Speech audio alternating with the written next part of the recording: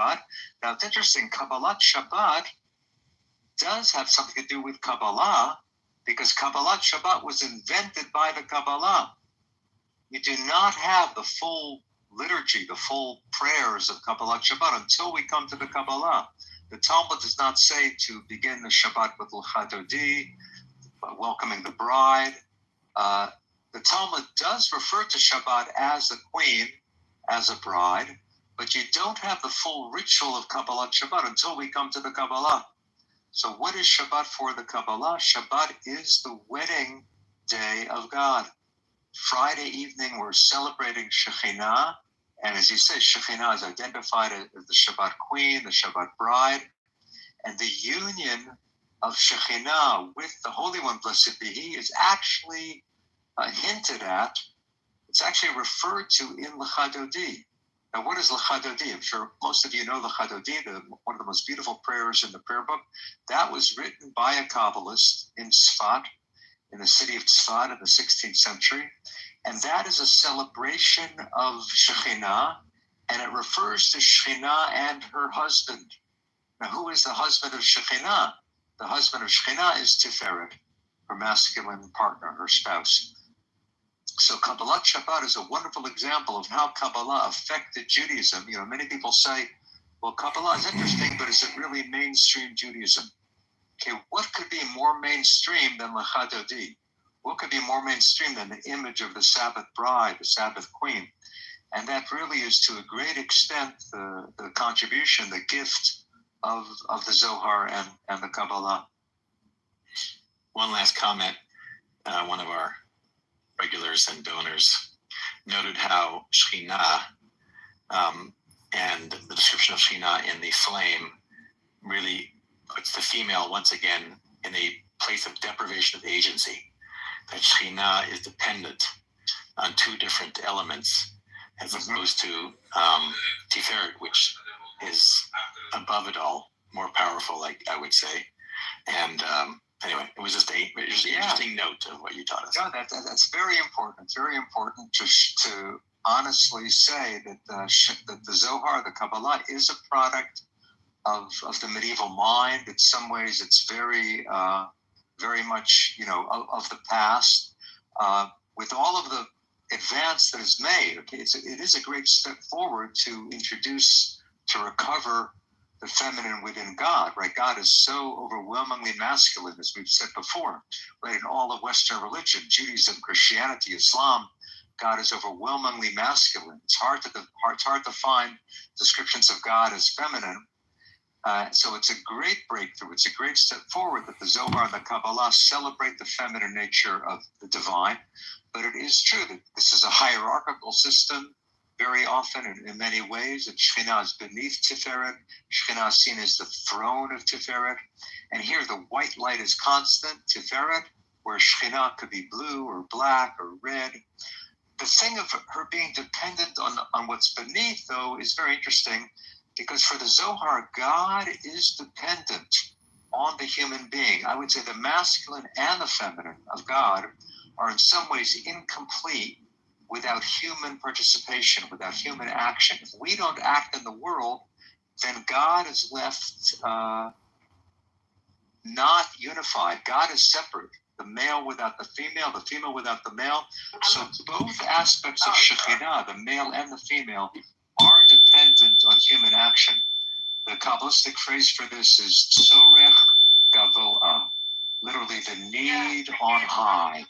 God needs us. God needs the human being.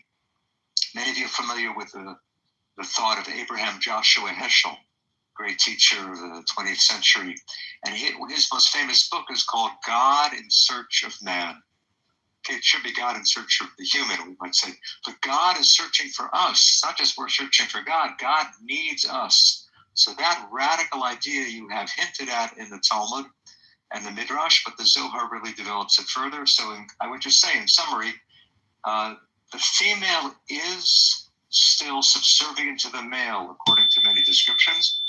But on the other hand, both male and female are in need of the human being. I would say, too, sometimes Shekhinah is called king, not just queen. Sometimes Shekhinah can be king because she rules over the world. Even though Tiferet is higher than Shekhinah in some sense, Shekhinah is in charge of the world. Shekhinah is ruling over the world. Okay, let's return to the text, and then by the time we're done, we'll have some more questions.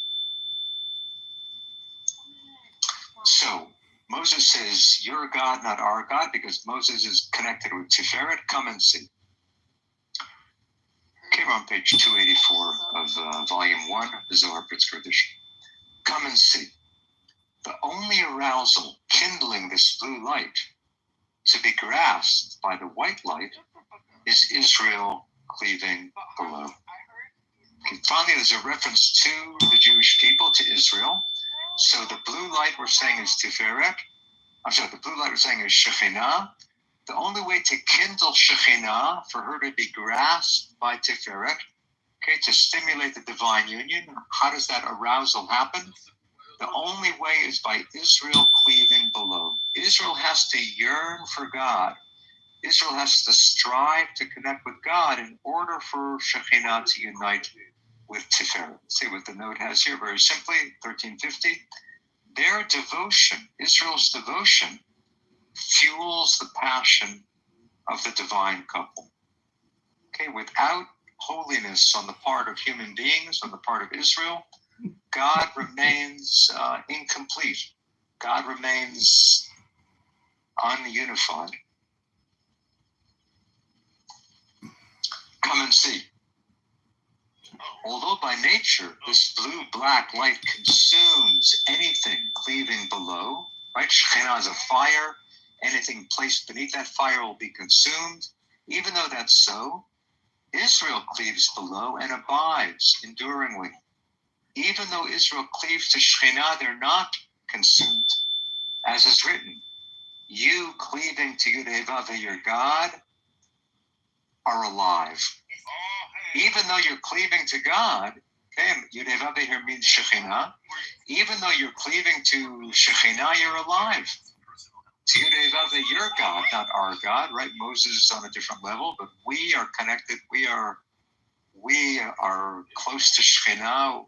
Shekhinah is accessible to us. To Yud-Heh-Vav, your God, to that blue-black light devouring, consuming whatever cleaves below. Yet you cleave and endure. As is written, alive, every one of you today. Even though the fire consumes, somehow Israel is able to experience devekut, right? The Hebrew word here is devekut, cleaving. That's the word in the verse from Deuteronomy, va'atem hadevekim, you who cleave to God. So Israel can cleave to God and yet remain alive. That's the wonder. That's how we can reconcile these two verses. We should cleave to God. Even though Shekhinah is a fire, we're able to withstand that. Above the white light hovers a concealed light, encompassing it. This is the allusion to Bina. Okay, so Malchut, Shekhinah is the blue light. Tiferet is the white light. Higher than Tiferet is Bina. Doesn't even name a color here. But Bina is a more concealed, hidden realm. Okay, the Divine Mother. Above the white light hovers a concealed light encompassing it. Here abides supernal mystery. You will discover all in the ascending flame, wisdoms of the highest. If you meditate on a candle, if you penetrate the outer surface meaning of those colors, you can imagine divine qualities. You can discover everything by gazing at a candle. Look down at the note 1352. I bring something here from a famous scientist. 1352. You will discover all in the ascending flame. See the remark of the 19th century physicist Michael Faraday at the beginning of his Chemical History of a Candle. This is a little booklet that Michael Faraday wrote, Chemical History of a Candle. Look what he says. There is not a law under which any part of this universe is governed, which does not come into play and is touched upon in these phenomena. Okay, that may sound hard to understand, but now it becomes clear. There is no better There is no more open door by which you can enter into the study of natural philosophy than by considering the physical phenomena of a candle. What Faraday does in these talks, Chemical History of a Candle, is really talks he gave for children or for adolescents in the 19th century. He said you can find out everything you need to know about natural philosophy, really means science. You can find out everything you need to know about chemistry by looking at a candle and seeing how it consumes and how it feeds on physical substance. So Faraday goes through that in a very different way than we've seen the Zohar do. But look what they share. Both of them say you can understand everything by looking at a candle. All of science or all of mysticism, you can understand the deepest secrets of nature, of being, of reality, if you meditate on a candle. It's beautiful there to see science and religion harmonizing in a certain way. What the hell is that? So Rabbi Shimon has taught all of this. We're just going to read the next two lines in conclusion. Rabbi Pinchas approached and kissed him. Rabbi Pinchas kissed Rabbi Shimon, saying, "Blessed be the compassionate one that we happened to meet here. I'm so glad I ran into you, because look at the Torah that I have learned." Okay, let's stop the share and let's discuss this a little more. And I'd encourage people to ask questions either about this specifically, anything that comes to mind, either in the chat, or if you're adventurous, you could raise your hand and we may be able to call on you. So Howard has something to say. Howard says, in talking about Israel and cleaving to the light that consumes everything. So that's a very dangerous place to be, isn't it? I'm kind of paraphrasing. And the way we can protect ourselves, according to Howard, would be, well, we do the mitzvot and we adhere to the principles of faith, and that protects us and allows us to come close to this flame. But that does not imply great risk.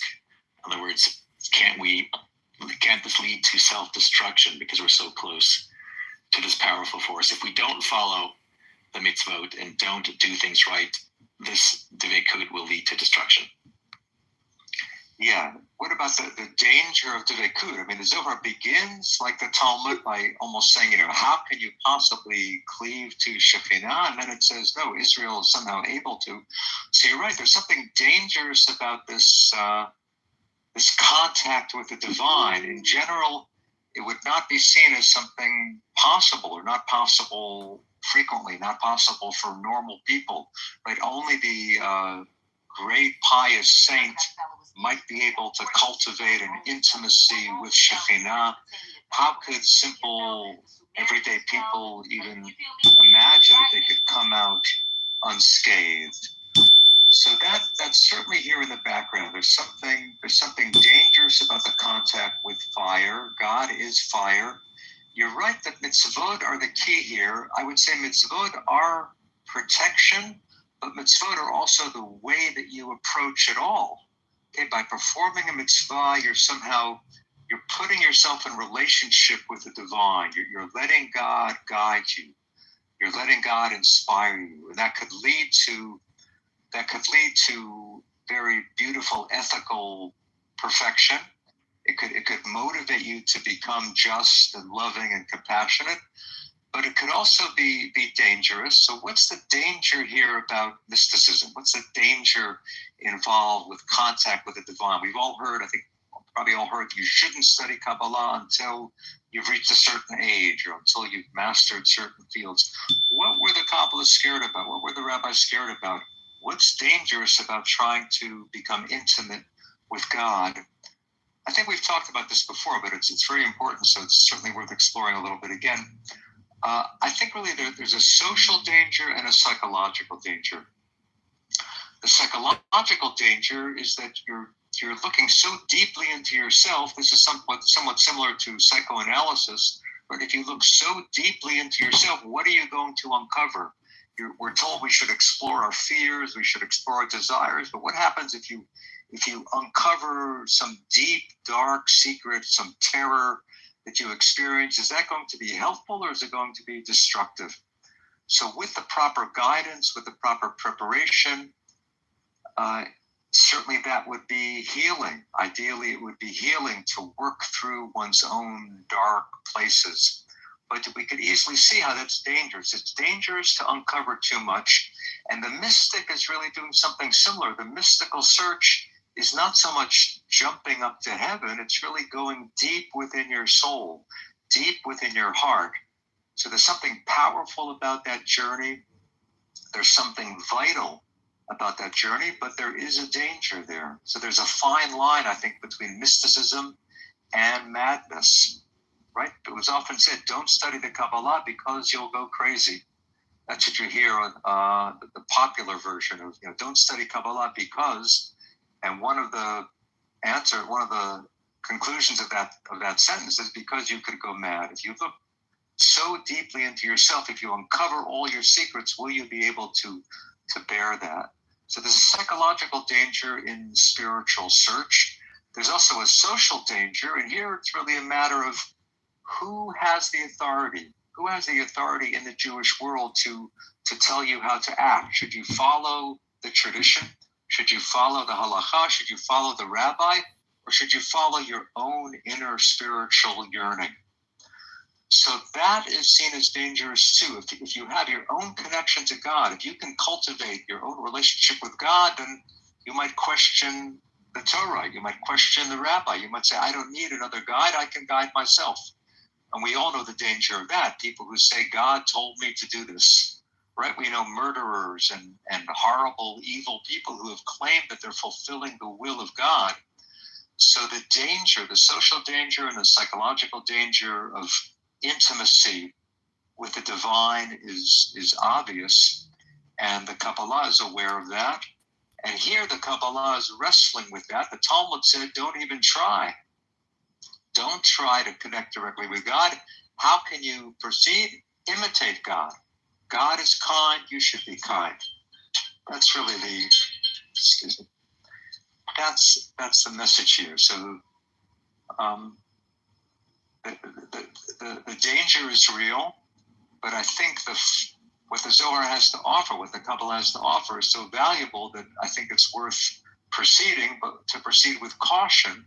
So how do you delve into mysticism and protect yourself? Here it's also a matter of Torah and mitzvot, having some structure, having some code, having some guardrails, having a banister. You're climbing the stairway to heaven. You have to have a banister. So what is the banister? The banister is friends. The banister is a teacher. The banister is keeping yourself grounded. The banister is being in relationship. The banister is feeling responsibility for your spouse, for your children, to think of the other. Right? The great Jewish philosopher Levinas says that's really the key to all of Judaism, is the idea of the other. Don't focus just on my own thrill, my own excitement, my own passion, not even my own holiness. Don't just focus on your own holiness. Focus on your relationship with the other.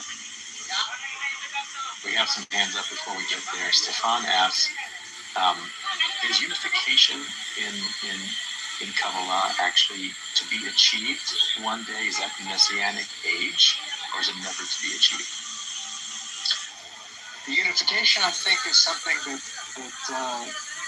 comes and goes. I think there are moments of wholeness, there are moments of perfection, there are moments of attainment, and then you could say Messiah is seen as, Yom Shekulo Shabbat, the total Sabbath. Right now we have Shabbat one day a week. When Mashiach comes, it will be full-time Shabbat, 24/7. So full unification, you might see something messianic, but getting a taste of oneness is something we can do now through meditation, through prayer, through acting in holy ways. You get a taste of that oneness, both on a personal level and imagining God's becoming whole, God's becoming one, which, as we said, is dependent on how we act. So we have Shira and Harvey had a question, so we'll ask to unmute and see what question they have. Great. Yes, Shabbat Shalom. There's a question of cleaving, and from what aspect in myself does that cleaving issue, is it an active cleaving, reaching out to grasp hold of, or is it a passive cleaving, opening myself with an inner attention to holiness? How is that cleaving best activated? Yeah, it's a great question.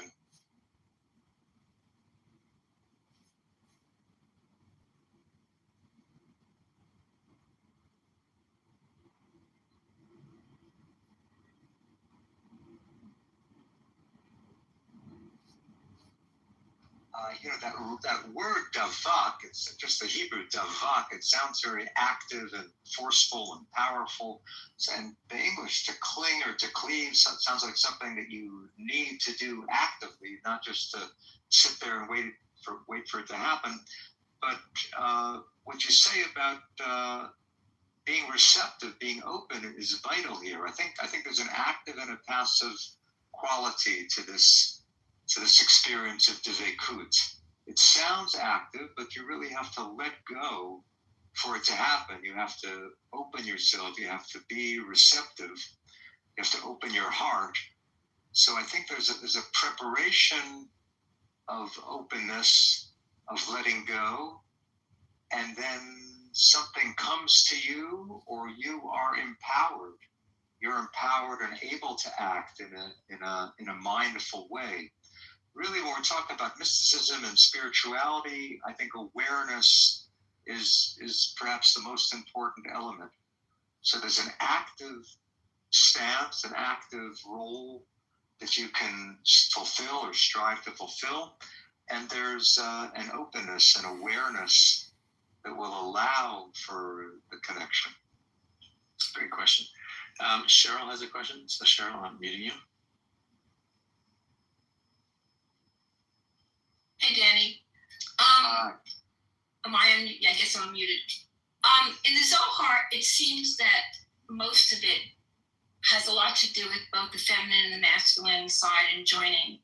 But then you leave the Zohar and you get into rabbinical Judaism, Messianic Judaism, and there isn't very much about the feminine side to things, or the role of women in Judaism so much. It's very much a patriarchal, masculine push through of everything. How is that one of the reasons that maybe the Zohar is not terribly popular in mainstream Judaism? That's such an interesting phrase, mainstream Judaism, and I mentioned it before myself. We're talking about Shabbat and Kabbalat Shabbat, right? It's interesting. Arthur Green, I'm sure many of you know of his name and his work. He looked into this, and it's interesting.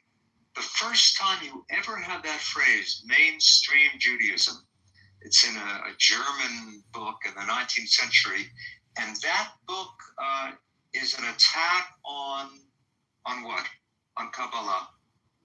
There's mainstream Judaism is trying to exclude what might be uncomfortable, might be challenging to the normal presentation of Judaism.